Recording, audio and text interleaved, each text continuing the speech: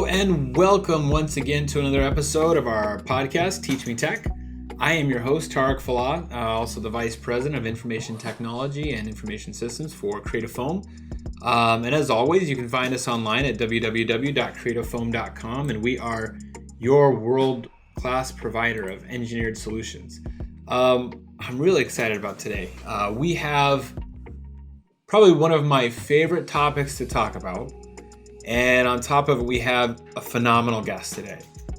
Someone who knows everything there is to know about this topic, who lives, who breathes it, who has been dealing with it for a number of years now, and who is at a company that certainly is very much leading the way in terms of this technology and putting it out there and making advancements. So I'm excited for that. We have excellent guests all the time, but today especially we are very, very thrilled and thankful to have that person on our show today. So we're just going to jump right in. Today we're talking about Internet of Things, IoT, and you may have heard it, you may understand a little bit about it, but maybe never really grasp fully what it's about.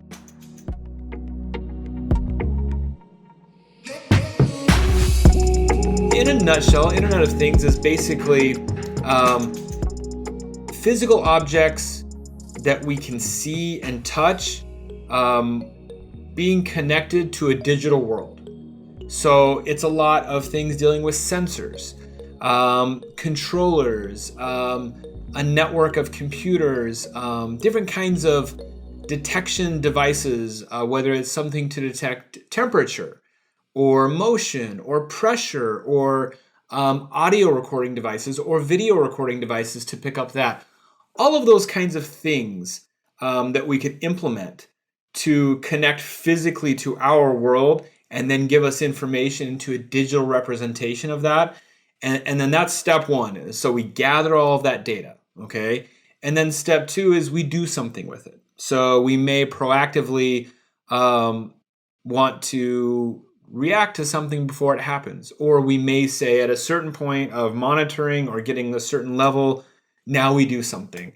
So some very, very, very basic, abstract sort of things that you can understand with IoT. If you look at sensors in your home, so if you have any sort of thermostat device, or if you have something that can detect humidity, or detect smoke, or detect water. A lot of those things we're seeing out there today, and they're connected to the internet.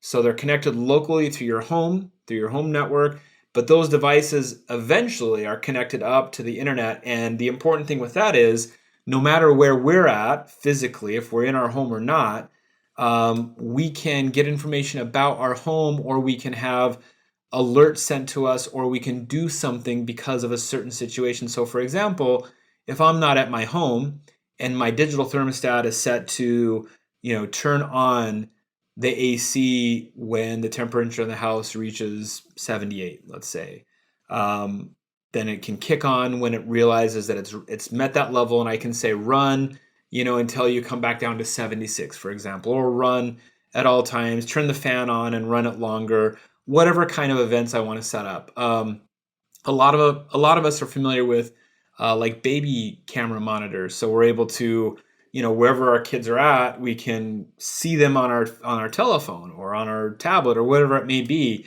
and we can even detect motion. So if someone, if the baby is sleeping in a crib and I've got a camera and certain amounts of motion, if the baby moves enough, I need to get notified and have something come off to say, hey, the baby might be trying to get out of their crib or whatever it is. There's a lot of applications for this. So those are basic ones that we might see in terms of like a consumer. But there are a lot of applications in terms of business. So especially in automotive, on the shop floor, we have a lot of machinery. We have a lot of things that are moving, that are going down an assembly line. People are picking things up, moving them around. We can have all kinds of sensors to detect things. We can have sensors to say, if this part is not the right size or shape or has some sort of defect. So we can see with a visual aid, with a camera that can say, Normally the part has this sort of shape to it or has this texture or whatever it may be specifically with that part. If I detect an anomaly, then I can flag this and say, hey, this is a problem, even before a quality inspector gets to that part and needs to do something with it. We can proactively check for that kind of a problem. For the forklifts that are driving around the facilities, we can have all kinds of sensors around that device, letting us know if it's getting too close, if it's getting far away, letting us figure out if the traffic flow for this forklift is efficient, if it's going places it shouldn't, kind of keep a log of all of that kind of information for us. We have all kinds of other things that might detect. For example, if somebody wants to actually have a part come off the line and we want to detect if it has issues with it, we can again look visually and inspect it. But we can also do matching in real time to say, this part looks like this normally and it should look like this, and it can pinpoint and tell us what's wrong with it in real time, track that data. And now here's the critical step. Let us know through basically maintenance to say, preventive maintenance. If this part is always producing an issue, then maybe it's the tool. So I can also have sensors on my tools to say, hey, the normal temperature for this tool is, for example, I don't know, let's say it operates at 100 degrees, and it's been consistently operating at 110 degrees. Well, that's indicative that it's operating outside of its normal bounds. So there might be a problem there, and we need to maybe service that tool sooner than later. So there's a lot of applications for this, certainly for Creative Foam and many other automotive and just generally manufacturing companies. So interestingly enough, the history of IoT, if we look at kind of where it came from and what brought this all around, IoT came about because of a toaster oven. So if we go back in time, back into about 1982, some computer science students in Pittsburgh were monitoring like a beverage vending machine to kind of see what was happening. So they hooked it up to a network and they were able to monitor and get information off of that vending machine. So technically, that was one of the first ways of getting IoT information. But if we go a little bit farther, so now we're in about 1990.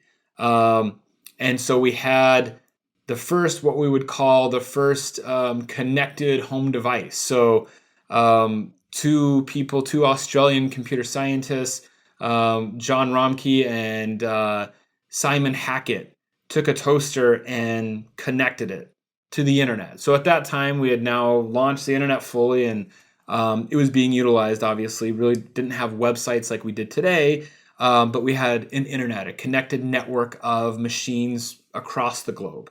So they took a toaster oven, connected it to the internet, and at that time, they could remotely turn the toaster oven on, turn it off, turn it on, turn it off. So the toaster oven was technically our first connected device, our first IoT device. And then from there, we got many advances in later on in 2000, I believe, we had a refrigerator from LG announcing that we're going to have smart connected devices. So a refrigerator that is connected over the internet and can monitor and send you things and recipes and things like that. And even at that time, that was a little bit crazy to think about.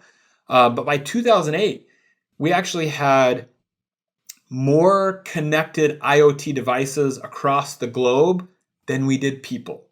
So if you think in just that short amount of time, from 1990 when we were able to first introduce this concept of connecting devices to a global network, and you go from there to basically less than 20 years, we suddenly have just a huge burst of IoT devices reaching a threshold of more devices connected across the globe than people. So if you think about that for a second, I mean, it's truly remarkable thinking about how many things we have connected. We have cars, we have toaster ovens, we have coffee machines, we have thermostats, we have important devices, heart monitors, all kinds of things that some of them are mundane that we don't even consider. And then some of them are perhaps life-saving things that, we couldn't do without.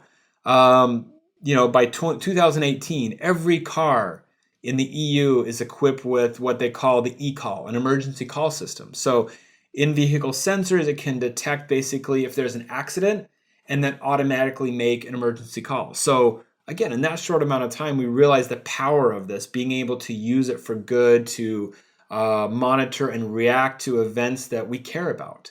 It's, obviously we care about our toast and our coffee, and maybe it's nice to program those things and be able to utilize them across the internet. But the amount of life-saving devices that we can have, the way we can positively impact a company by introducing sensors of all types, whether it's thermometers or motion or audio or video or whatever it may be, it's remarkable. So I'm really excited. I think we all kind of understand, hopefully, now what IoT is.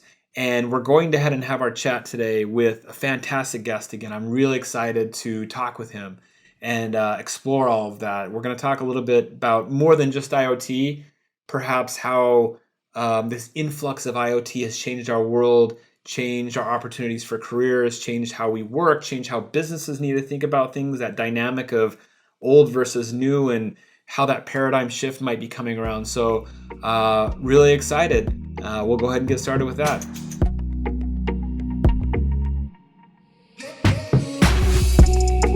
All right. Well, welcome everybody to our next segment of our episode.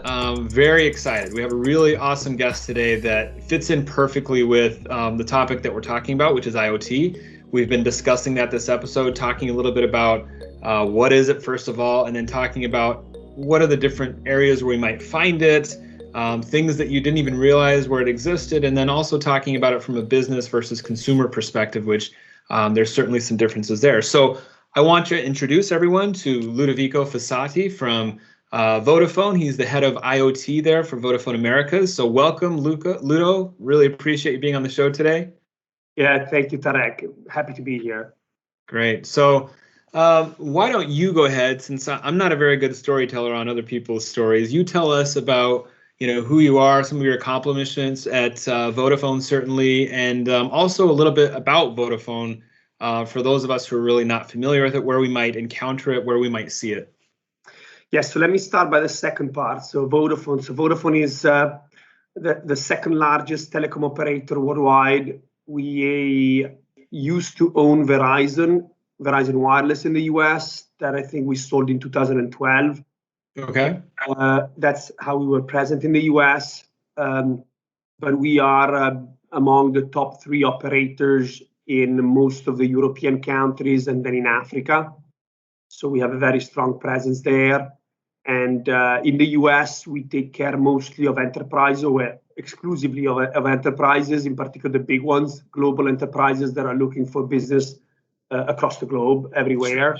And so we provide services going from mobility, fixed, but in particular IoT. That is our key strength, I would say, for American customers, because we are the market leader in IoT since 7 years now, and we have 120 million connections. So and growing, still growing fast. So this is our key strength, and we're leveraging on it. I think we're doing actually a good job. Back to your first part of your question about me. So I'm originally Italian. I grew up in Italy, then I started my career in finance. For a mix of reasons, I ended up becoming the CEO of a telematic company that was doing connected cars. That was then acquired by Vodafone. I ended up into Vodafone, and then from there, I started in Vodafone in the UK, and then I came to the US 3 years ago, and I moved to New York with my family, and I proudly lead a fantastic team here in the US. Awesome. So, very good. It's interesting to see the transition that you've made. I think sometimes people assume you're headed down one path and that's it, but you've obviously made that transition there where you started in finance and now you're in a completely different realm of being in IoT. So how did you make that transition? Why did you kind of enter into that domain? Well, I think, I started finance because my family, cousins, brothers, they're all in finance. So that's how it was like a natural decision for me. Then, and I studied finance too. But I then was always very attracted by companies, by business. And so we ended up investing into one of these companies that were doing technology products, and that's how I fell in love with technology. And so things, but I still have a lot to learn on the technology side. Sometimes I ask very stupid questions on how things work.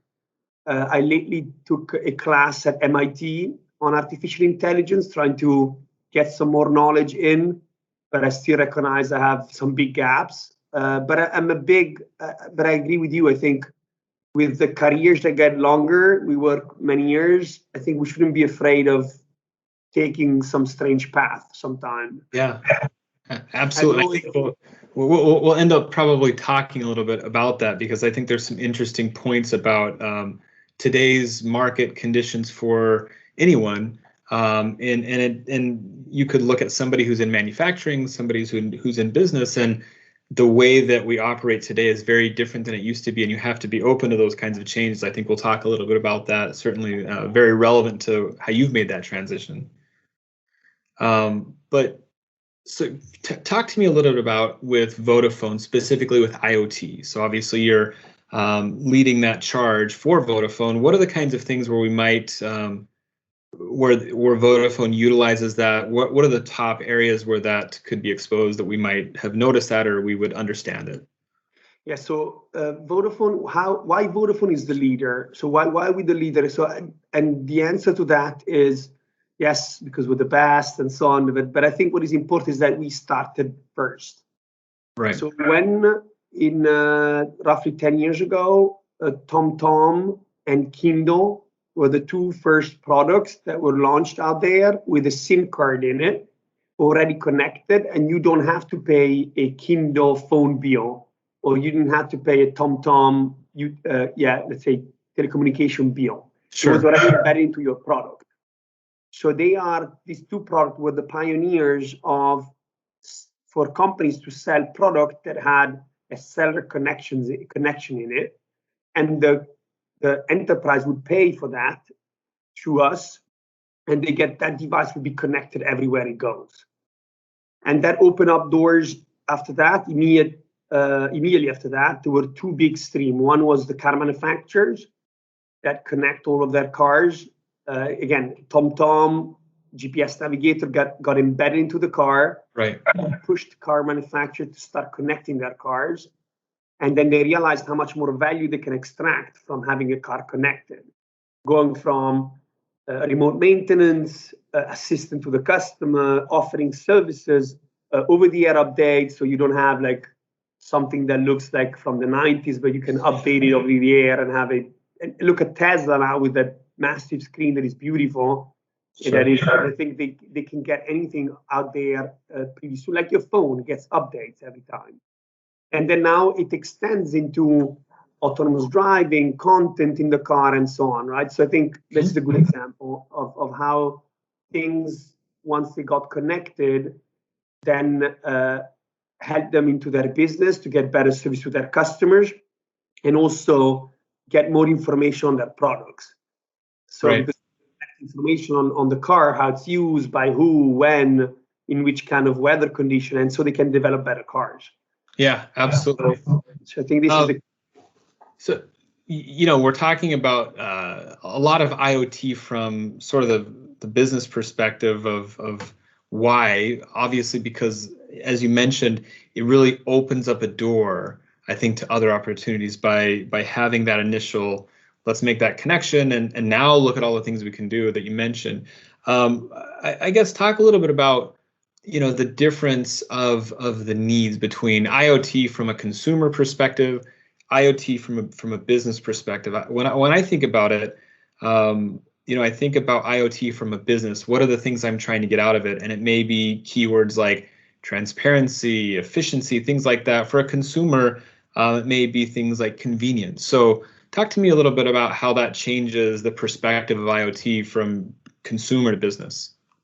Yeah, so I think it's a good question. I think I wouldn't, if you don't mind, I wouldn't look at it that way. I think there are businesses where you have, so like a Kindle, the consumer at the end is in any case the customer. You know what I mean? So I think Amazon, together with Amazon, where they developed a great product. We are their partner.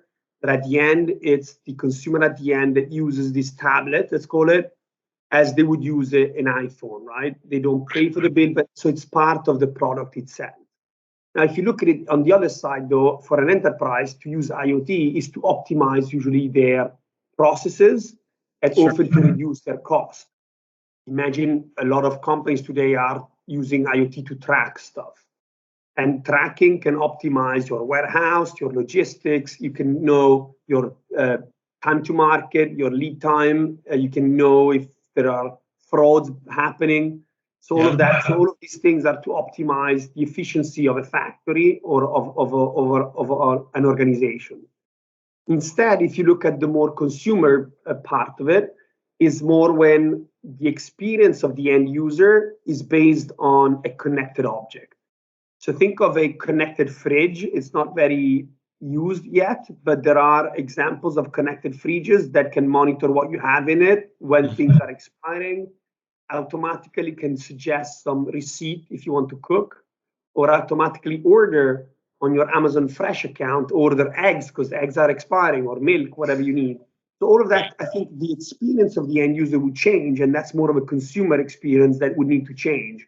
So these are the two big differences between an enterprise IoT and consumer IoT. As Vodafone, we are doing it everywhere. So we use IoT to optimize our network, our work office, our people, our security, our safety, everything. We're using IoT everywhere. Right. We are offering IoT to other companies, like I was mentioning Amazon, but I can talk about Ford or any other customer we have that are using our services to connect their own objects. And also, we recently launched what we call consumer IoT. So we're sending some IoT devices into our stores. We developed a watch together with Disney. That is a kids watch for kids, and so they have this watch that they can use to send message back and so on. And then we launch a tracking device called Curve. There is a tracking device. If you want to track your purse or your laptop and so on, you put this tracking device like a tile from Apple, but it's made on cellular connectivity, so you don't need Bluetooth. So we have, and all of those we're going to sell it into our stores. So we have all three plays: IoT to make Vodafone better, IoT to our enterprise customers, and IoT as a product enablement for our Vodafone products. You've got every avenue covered. It sounds like you really have IoT clearly as an integral part of what Vodafone is doing, and I think that's fantastic. So, from a business perspective, how should a business really approach talking about IoT? Because I think it's easy. At our organization, we utilize IoT, obviously, and many organizations do, whether they realize it or not. And I think it's very easy to get lost in buying software and buying hardware and, the buzzwords catching on to IoT and ML and AI and these things. But what's the optimal way for an organization to really get into IoT, deploying it, and then what are the next steps to make sure they're maximizing their ROI appropriately? So look, first, let me start that. I think if you think about it, IoT is nothing. Let me explain. So I think it all has to start, in my view, with what you're trying to achieve. Right. So if your organization is trying to optimize a certain process, or are they trying to connect a product they sell? Are they trying to change their business model? Are they trying to collect data to develop new revenue streams? So this needs to be the purpose of why you're doing this project. Right. Because the project is going to be expensive often. It's going to be frustrating, tiring. So and often these projects really change the company. So if you think of let's say an insurance company that now collect data on how you drive and offers you driving lessons or offer you a discount if you don't drive during rainy days because it's less risky and stuff. So imagine how much change it happens within traditional businesses like insurance companies to change themselves and to address and rely on data to take such decisions. And then once you have clear in mind what you want to do, you need to try to quantify the benefit and the cost. Right. Again, it needs to be profitable. Sure. Profitable means it can be profitable not only about money, It can be you want to do it for, I don't know, security, for safety, for marketing even. It's an investment for you to look cool in the market, but maybe it's not profitable for you. Sometimes now we see more and more projects around trying to use IoT to reduce emissions, CO2 emissions. So we see that a lot coming. So maybe does it make real economic sense to do this? Maybe not. But actually the reduction of CO2 emission is so huge that if you don't do it, then you're going to look like, you like to pollute the world to try to save a couple of dollars, So, I think there's different reason why people do it.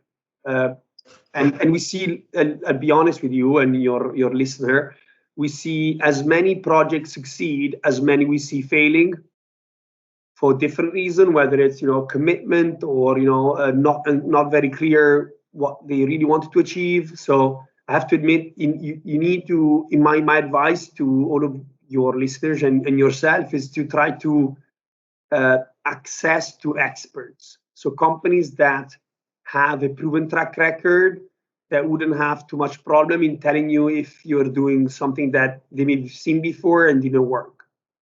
That would be my 2 cents. I think that's a great point. So both of your top points, which were really making sure that you identify the goal you have in mind, and that's true with everything. I think technology related. It's very easy for us to get caught up in the latest and greatest, or buying something because it's shiny and new, or from a technology perspective, technology enthusiasts like us, we gravitate towards the next best thing or what's leading edge. But what's critical is to always make sure that you're able to tie the strategic goals of the organization back to whatever it is technology then you can use to drive that. And without it, you're just spending money and kind of crossing your fingers and hoping you get something out of it. So I think that's an excellent point. And also, really making sure that what you do has, lasting impression upon the world. And so I think having that view of a global perspective and being able to say, we're doing something, and it may not be dollars and cents. It may be doing something for the community, for the world at large. And that's a great part of this, is it's not always about the bottom line. There's a bigger picture there to be mindful of, for sure. Yeah. So we've seen IoT in the wild for some time. It's definitely not new, but with COVID, it's accelerated the rate at which it's being adopted and how it's being used. Companies which tried before, they might have failed. Why, in your mind, have many companies that have attempted this failed, or what were the obstacles they may have encountered? Then conversely, what does it take to be successful with these kinds of digital transformations with using IoT? So I think you mentioned two topics. One is the COVID one, and then the second one is more related to why some projects don't succeed. Let me start by the COVID one. So the COVID part, I think we saw an explosion of projects made of two buckets. I would say one is COVID related project, like social distancing cameras, a thermal camera to check if someone had a fever, or vaccine. We are part of a lot of vaccine distribution logistic solution to make sure the temperature stays low and all along the distribution of it. So we're part of all this kind of project that I really hope should disappear soon. With COVID disappearing, we hope those projects were super necessary, and we are very glad it worked well. And so this project, I really hope, will be gone, and we won't need to have a social distancing camera or temperature cameras everywhere we go. So that's the first thing. However, still during the COVID period, some companies realized that they really need to do an effort to help in a world where you can be far off. So imagine smart office, like all this new way of working where people work in the office, then they work at home, then they work somewhere else. So all of this is generating a lot of connectivity opportunity, so someone can do their job wherever they are. Or if you think of training, you can think, if you think one day we're all going to the gym, now many people train at home. So all these new connected objects that are at home for you to allow you to train at home. And this applies to a lot of things. I also like to mention a couple of projects we have where we help, let's say, elderly people or people with disabilities, and we provide them, try to provide them some services where they are, right? They can't go to the hospital every day, even some healthcare issues. So that increased, and I think that instead would stay. Some of it would stay, some of it would go, but some of it would stay. I think if we can get people to get medical support at home instead of going to the hospital every day or every week, it's actually beneficial for them. They can do other things. So that's back to the COVID part. The second part of your question, why project fail?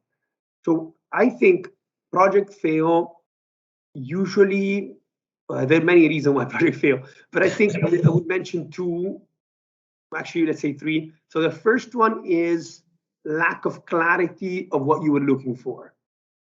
So sometimes we see, I don't want to, of course, I'm not going to mention customer names, but sure. It's a machine manufacturer that says, I'll connect all the machines, and what are you going to do with it? Oh, then I'm going to get data and I'm going to sell those data. Okay. But who? And then at the end, they spend money in connecting these machines, and the use case is not well thought behind it. They're not ready to make any transformation, the commercial model and so on. And so then the project fails.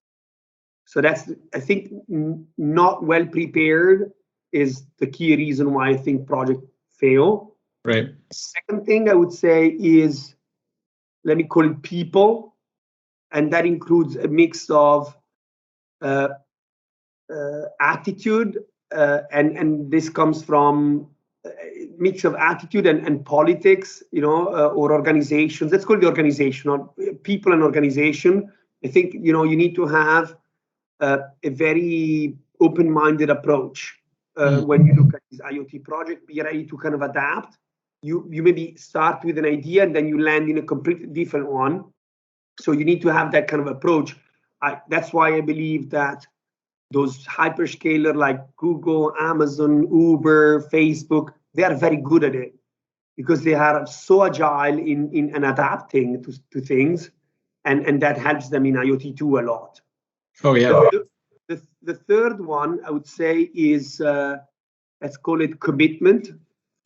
So I think companies think IoT, I'm going to invest whatever $10 million, and then this is the plan. And then after 3 months, 6 months, they don't see the result they expect. Maybe the boss of the project changes. There's new priorities, and then it gets kind of forgotten, and then there's no drive on it, and then the project just fades away. Even if it was a good project, and some customer really loved it, it just fades away and it's just a dead project, and they move on to something else. So again, I would say these are the three things I would say that are important. So clarity of objective, people and organization, and commitment to, if you know it's a good idea and it's going to work, don't give up, keep on fighting for it, and it's going to work. Yeah. Oh, those are excellent points. I mean, dealing with projects on a daily basis, I would say, even I think those are good general statements. Yeah. Not just talking about IoT. This is excellent for just project management in general. How do you make sure to succeed? So those are all excellent points. So Creative Foam, obviously, we deal a lot with manufacturing. And we've talked about and started going down the road of what we kind of look at as smart manufacturing, really being able to do more with our shop floor. What do you think are, the most important areas for IoT where that can, ingrain itself within the shop floor? Because a lot of times people look at the shop floor and they, it's difficult for them to correlate the latest and greatest kind of technology and being able to drive data and stuff when they see big machines that are old and dirty, and they see shop floor people that traditionally you wouldn't view as being technically savvy. What are the kinds of things with IoT that we might see exposed there that would help us move that forward? I don't have a magic answer, but let me tell you what I think is what we call brownfield. So I think that's transition from, let's say, old machines into a factory. So we are doing a lot of these projects. We have made an announcement with Ford in the UK, where we are helping them to move their factory in the UK to a new kind of smart factory. And of course, they're not going to change all the machines one day with the other. They're going to change all the employees one day with the other. So it's a transition. So you need to find partners that help you to make your machine connected to start with and starting talking to each other, help that transition into adding new machines, and then that transition would happen. I think, or well, if you are super lucky and you're building a new factory from scratch, then you can start greenfield, right? You go straight in with the latest technology. But I think most of the projects have that transition that you were mentioning, and that is, I think, again, rely on experts, rely on your internal expert too. So don't. I think I've seen also project failing where they just give everything to a consultant that comes in with but because they don't really know, we don't really know. We tend to go to customers and this is your project. We're going to help you to do it, but we don't know about a car manufacturing factory, how it should work, what are the complexities. We have some experts in our team that maybe done other projects like that we can bring in and give their advice. But it's your factory. You know how it works.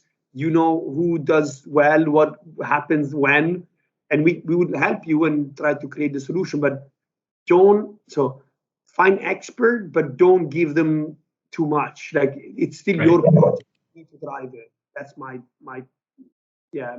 view. It's another good point that I think is really good to make, totally irrespective of IoT even, because it's true for everything. There are a lot of you could look at an organization, its use of technology, even its use of business process systems, whether it's HR or payroll.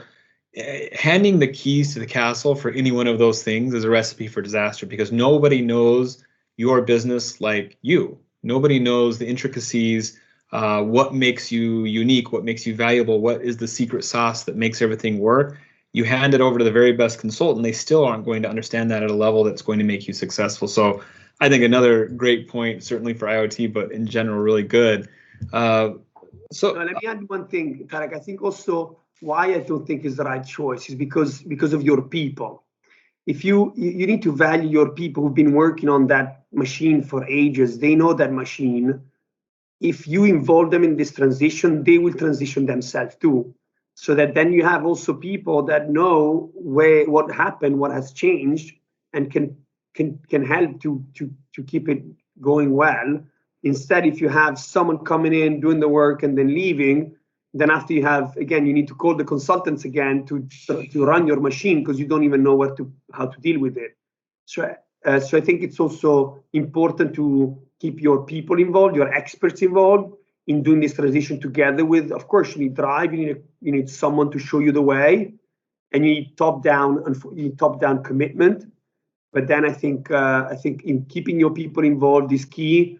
Also to refresh or re-educate people's skills, and Sure. I don't think you should. I don't think IoT should be used to kind of get rid of all the employees and put robots instead, right? So that's not what we like as projects. So yeah, absolutely. I think the people are always your most valuable resource. So when you approach it from the perspective of we're doing something to make your life better, we're going to improve things, and this is how, and you're an important part of it, you're going to be a lot more successful than if you just come in and say, we're doing this change, get used to it. That's never a good way to approach it. So all of these things with IoT, for me, I love talking about the connectivity and being able to integrate and getting data and analytics and all of that.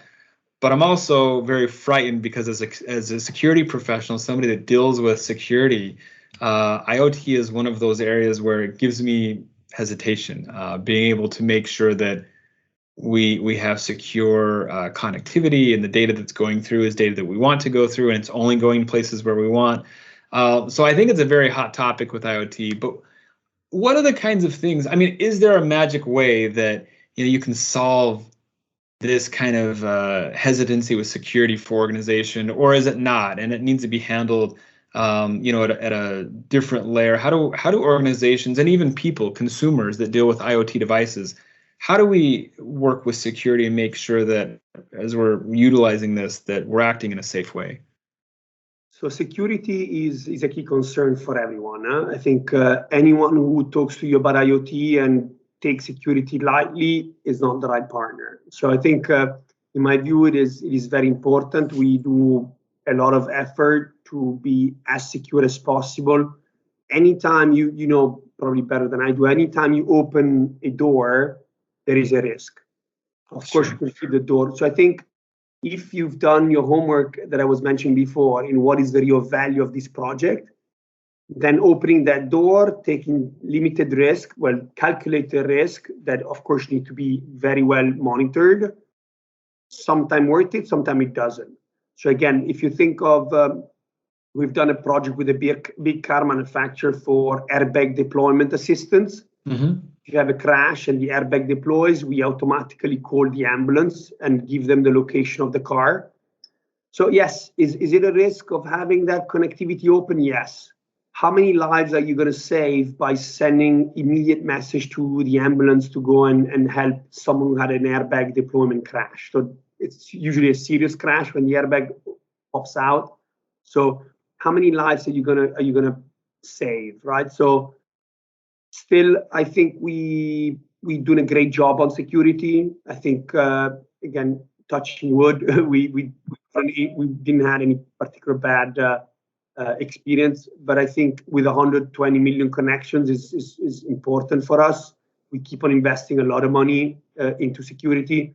But having said that, as I said, if you start from what am I trying to achieve, and then look at the benefit and the risk, and you work with your chief security officer or CTO, whoever you have, and calculate what is a reasonable amount of risk we can take. We tend to like when we own the end-to-end of the project. So we own the whole security stack from the device, the SIM card, the connectivity, all of the networks, and then the application at the end. So that's when we kind of like it, when we have full control of it. But we recognize we can't always have full control. So maybe we have only the network or only a piece of the hardware or the application. We customer decide how to play out. But at the end, the customer needs to be responsible for the end-to-end security of their product. And thanks to our customers, I have to say, we are implementing some very, very cool advanced security features. Because, of course, as you can imagine, healthcare companies, car manufacturers, right, pushing us to, really, they have very high standard of security, and they need all of their suppliers to be out there. So, unfortunately, stuff happens, but I think we're doing our best to avoid whatever we can. Yeah, I think, we deal with security. I mean, that's part of my day-to-day role is analyzing, quantifying the risk. What is our risk appetite, and then how do we mitigate? I think what you said it's a great point. There's always going to be a risk. You can't go into anything and say, well, we're going to mitigate the risk to zero. There's no element of risk. You're connecting to devices across an internet, even with great security and encryption. There's always a chance for something. So I think it's important for organizations to really identify what is their risk appetite, like you said. And then again, partnering with someone who understands and doesn't just hand you something and say, here, go ahead and use it. They explain what are best practices for setting this up. How can you, ensure that you're using all of the proper frameworks and security protocols to tighten those down. So yeah, it's sometimes overlooked because I think companies are used to having a turnkey solution. And so someone sells them something and they go and use it, but they never understood what they're getting into. And also, I think, not changing doesn't mean it's gonna be safer. So let me try. Right. I think I saw recently a report, I think from Amazon on AWS, from private cloud to public cloud. I think, there was this idea that private cloud is more secure than the public cloud.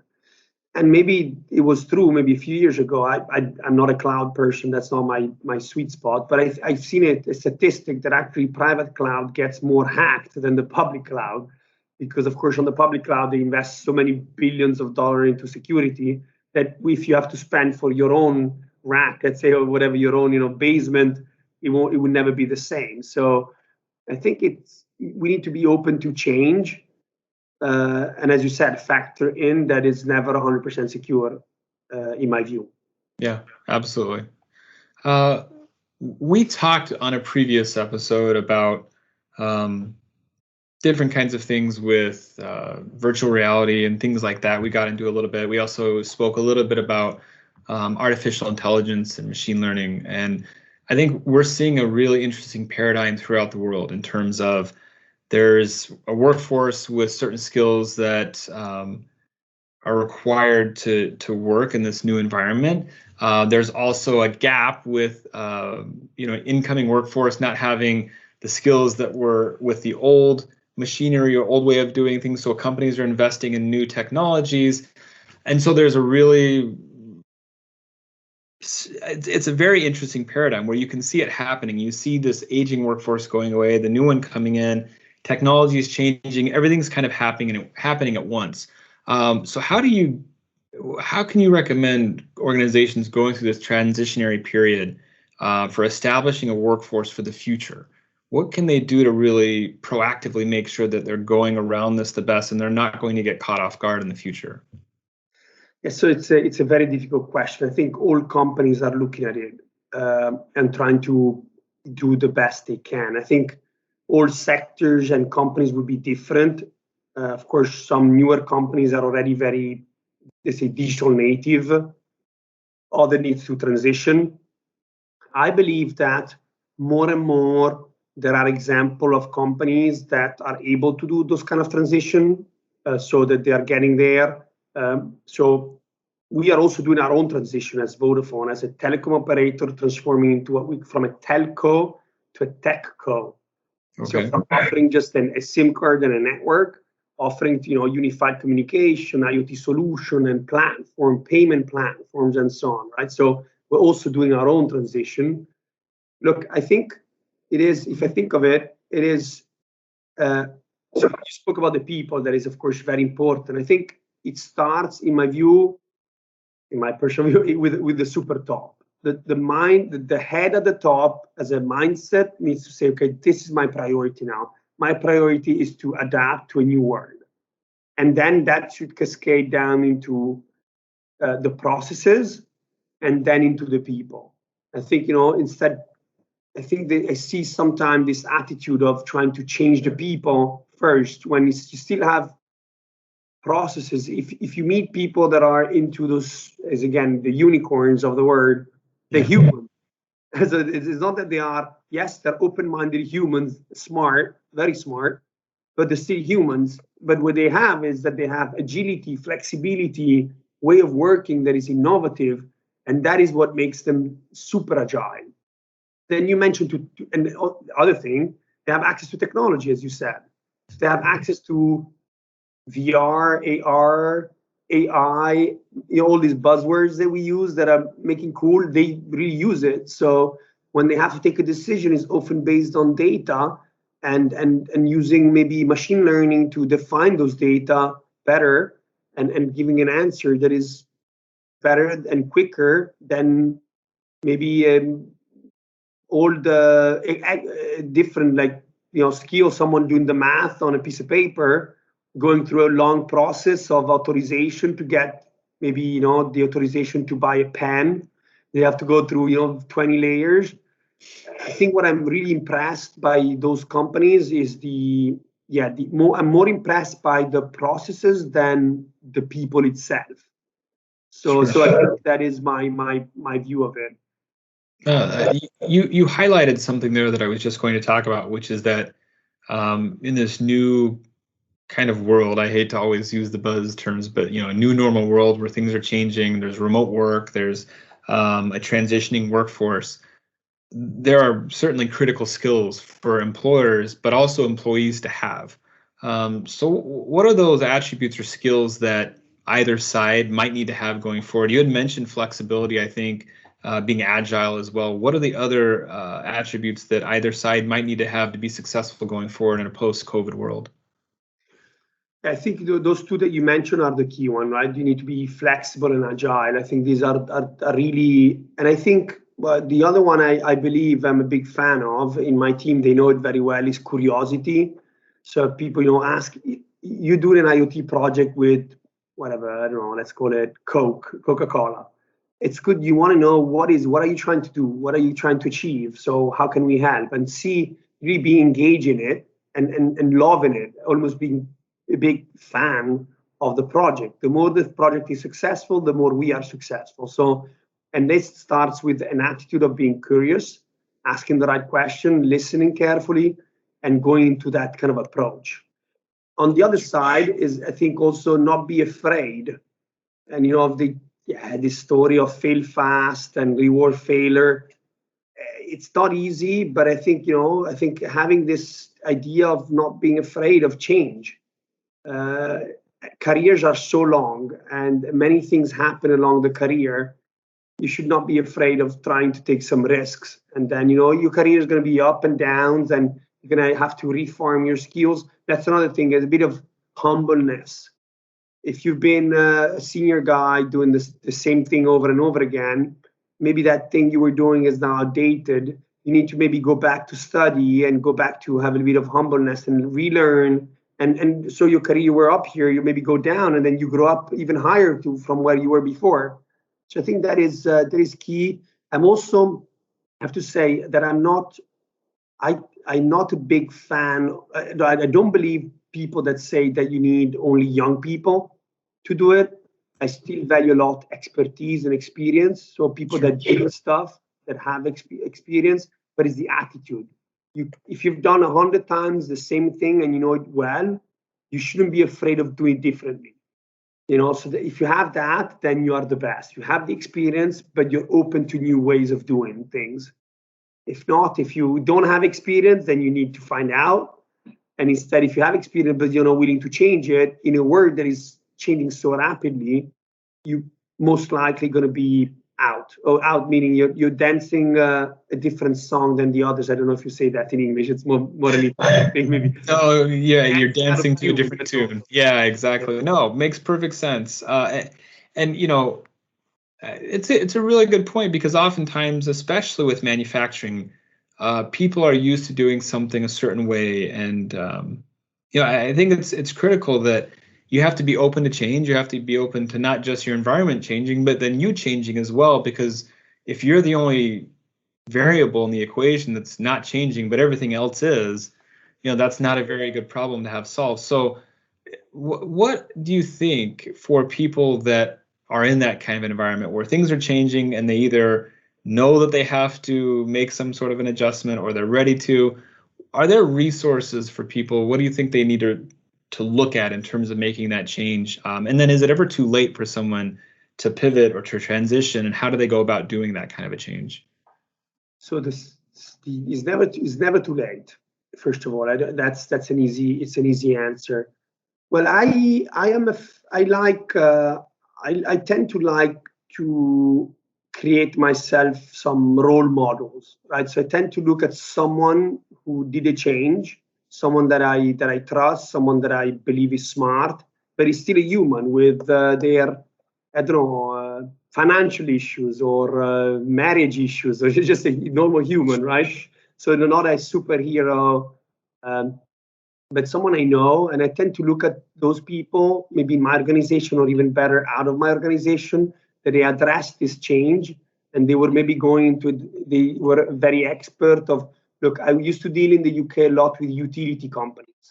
And I can see that a lot. You have a lot of, the average age in the utility world in Europe is really high, and they tend to be static. But you have a few of them that saw the potential of a change of career, or how can we do things differently? And so I tend to look at those people, and I keep some of them that I maybe reach out once in a while when I'm back in the UK for a beer. And how do you do that? And I think at the end it's all a matter of mindset, and because I think online if you want to learn something today, you can find it online. Yes, you can pay, or you can find something more expensive, or you can find some free classes on YouTube or whatever it is. So if you really want to know something and you really want to change, I doubt you wouldn't find the way to do it. So that's. But I think it needs to start with you willing to adapt to the new world and not becoming a blocking point to the change because you're afraid of the change getting you outdated.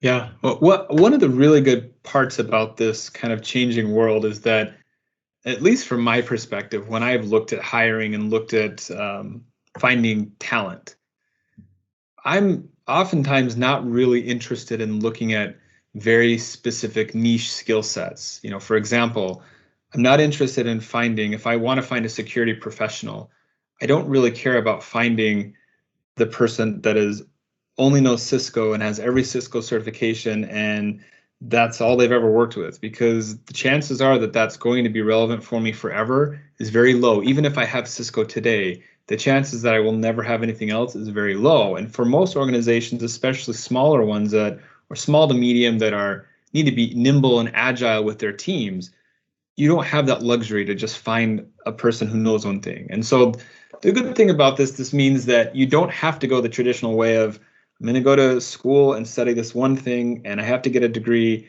and then I'm going to get one certification and I'm going to go work. You can really say, I went to school, I learned how to solve problems, and I can adapt my problem solving capabilities across an entire medium. I can become a cybersecurity professional and understand what to look for and manage risk and things like that, irrespective of what firewall vendor you're working with, what communications platform you have. I think today we're really focused on finding problem solvers. At least me and other colleagues I work with, we want to find people that know how to solve problems. And it's true for everything, not just cybersecurity, but analytics, business processes, all of those things. That's what we're looking for.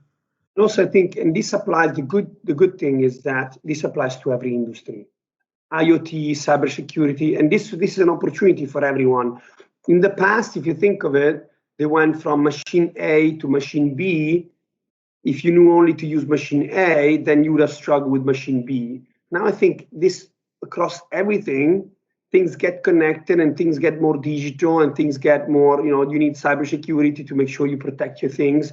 All processes are changing. So if you have that attitude of willing to embrace change and look for opportunity in it, then I think this applies to everything, right? From utilities to car manufacturer to factories to anything. So right. I think it's a great time to adapt. I don't know what the next step would be. They talk about, robots and so on. So that's maybe further down the line, more a problem for my kids. So I don't know. Exactly. Yeah, it's something I don't have to worry about. I'll let them play with their Legos and they can figure it out when they're ready.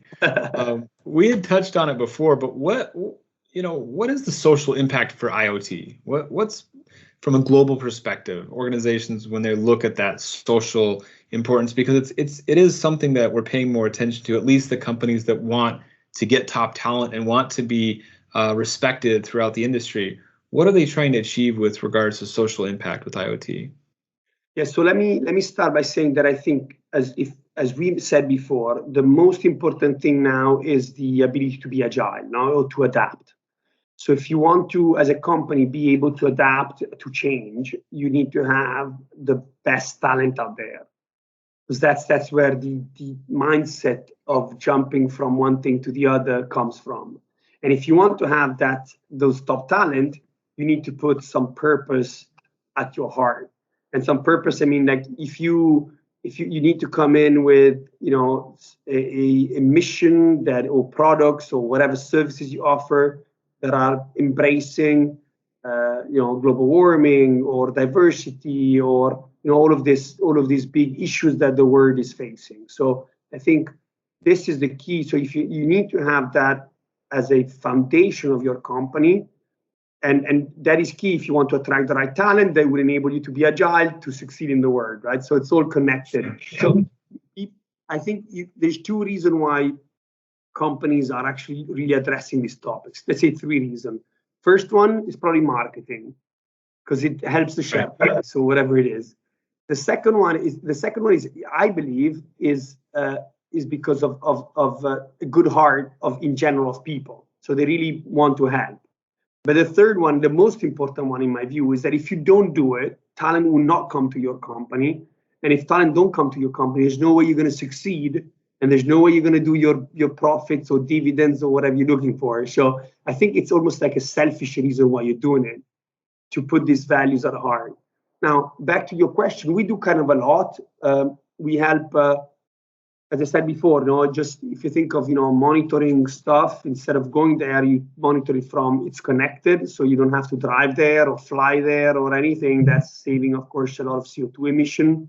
We have a solution to monitor forest across the globe. We do that, or floating, for rivers and stuff. So there's a lot of things happening out there. Even in the farming industry, we do a lot. We help. We recently made an announcement with a company called Hello Tractor that's coming out of MIT Solve. So it's like the MIT Foundation. They are really smart. They do like a Uber for tractors. Oh, wow. For Africa, so where you maybe can't afford a tractor, you can get a tractor for 2 hours. You do your field and then you give it back. And based on the fuel you could show, we help this company to track the tractor where it is, see how much fuel was used, if the person had a crash or anything happened to the tractor while it was used.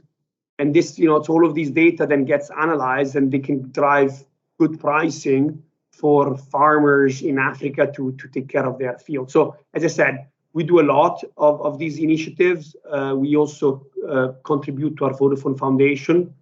I'm a proud board member of the Vodafone US Foundation. So we do a lot of projects in that direction. So if anybody of your listener has an interesting project in that direction, we are happy to help and put our resources at if they need it.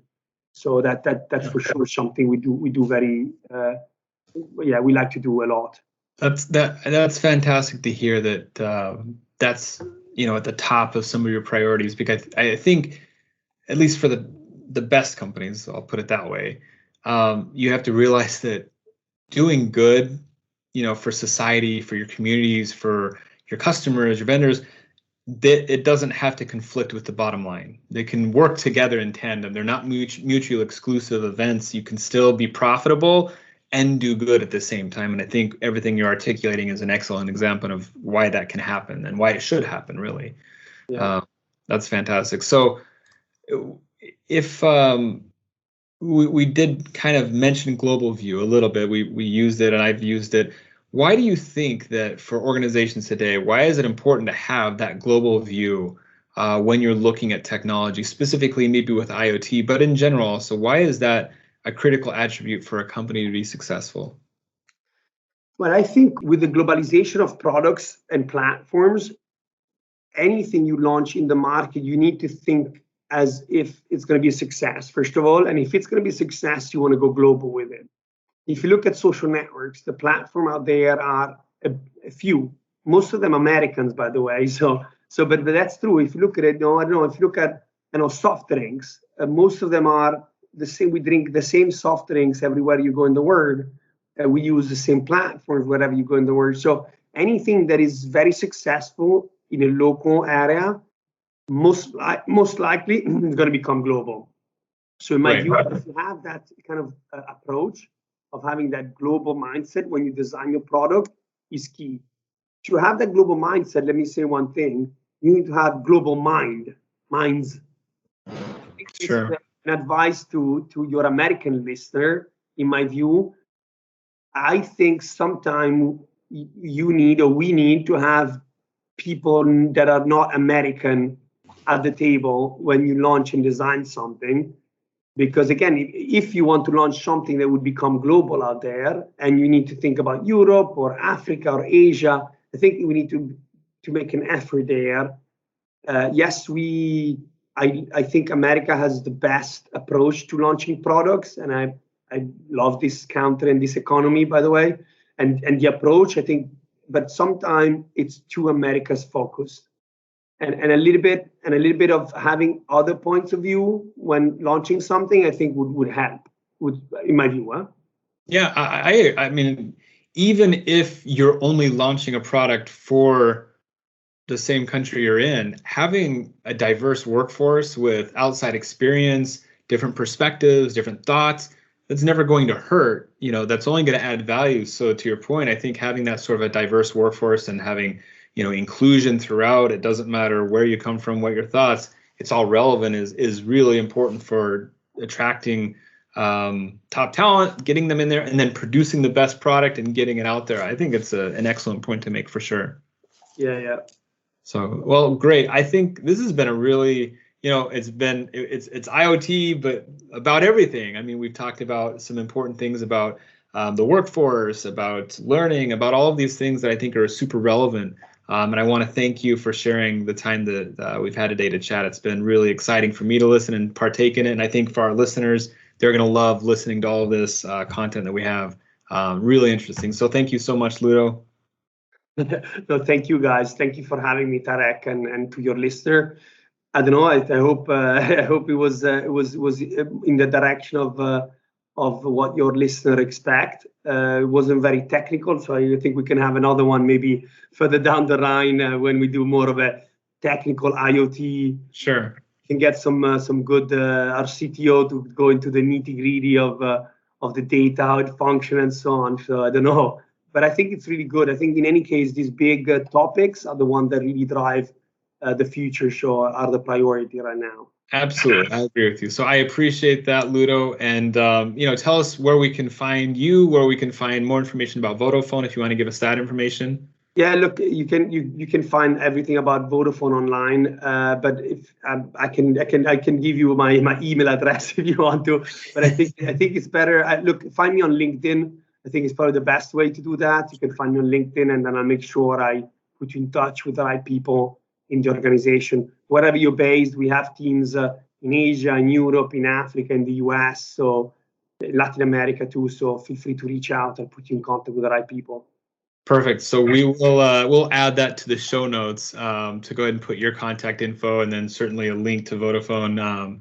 Again, want to thank you, Ludo, for all this fantastic chat, and thank you for taking the time out of your busy day to give us a couple minutes to talk about this, something that you enjoy, something I enjoy. It's been very phenomenal. So thank you once again.